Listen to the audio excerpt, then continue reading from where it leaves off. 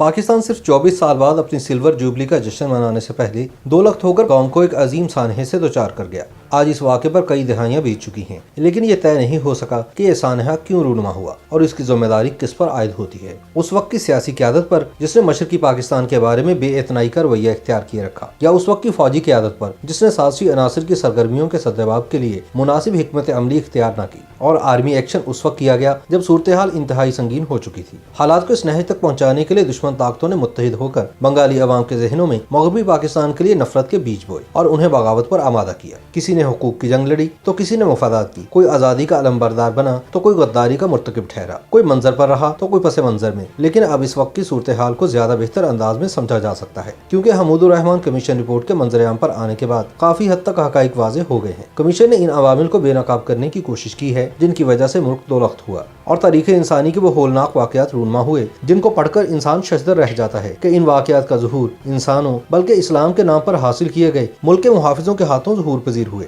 Report का एक एक सफ़ा चशम कुशा और मालूमात अफसा है। हमीदुर रहमान कमीशन के सामने अपना बयान रिकॉर्ड कराते हुए जनरल अमीर अब्दुल्ला नियाज़ी ने कहा कि मैंने जनरल मोहम्मद याहिया खान से कहा था कि इस मसले का हल सियासी होना चाहिए। जब वो इस तरफ न आए तो मैंने इनसे 2 डिवीजन फौज का मुतालबा किया। इस मौके पर जनरल अरोड़ा ने दावा किया था कि फौज 16 दिनों में ढाका पहुंच जाएगी, जबकि दूसरी जानिब पाकिस्तानी आला हुकाम भी मशरकी पाकिस्तान से छुटकारा चाहते थे। 13 दिसंबर को मैंने आखिरी गोली आखिरी आदमी का हुक्म दिया। ये फौज के लिए मौत का वारंट होता है। मेरे तमाम साथियों ने इस पर लब्बैक कहा। इस मौके पर याहिया खान ने कहा कि हथियार डाल दे, क्योंकि मगरबी पाकिस्तान भी खतरे से दोचार है। अगर मगरबी पाकिस्तान ही नहीं रहेगा तो मशरकी पाकिस्तान का क्या करेंगे। लिहाजा बहैसियत फौज सरबराह मुमलिकत का हुक्म मानना मेरा फर्ज था। उन्होंने कहा कि पर्दा नशीनों को मालूम है कि अगर इस सानहे की सही इंक्वायरी हो तो बड़े बड़े लोग नंगे हो जाएंगे। अगर हमीदुर रहमान कमीशन रिपोर्ट में भी इस अमर का जिक्र कर दिया जाता तो भुट्टो को भी इक़्तिदार न मिलता। जनरल नियाज़ी ने हुकूमत से मुतालबा किया कि इन वाक़यात की इंक्वायरी होनी चाहिए। पहला कि जनरल जहिया ने इलेक्शन कराने के बाद इक़्तिदार अवामी लीग के हवाले क्यों नहीं किया।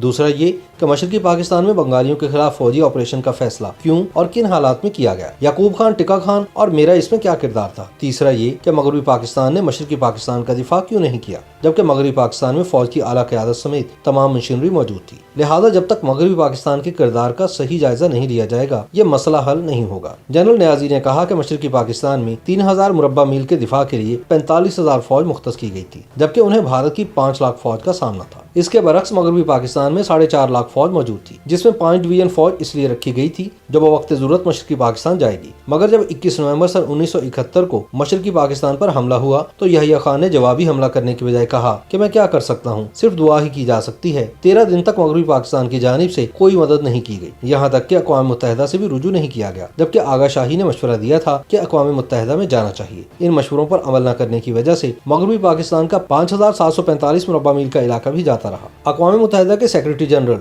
यूथ हॉर्ट ने भी इंदिरा गांधी से कहा कि इसका सियासी हल होना चाहिए, मगर याहिया खान ने जंग खत्म करने का ऐलान किया।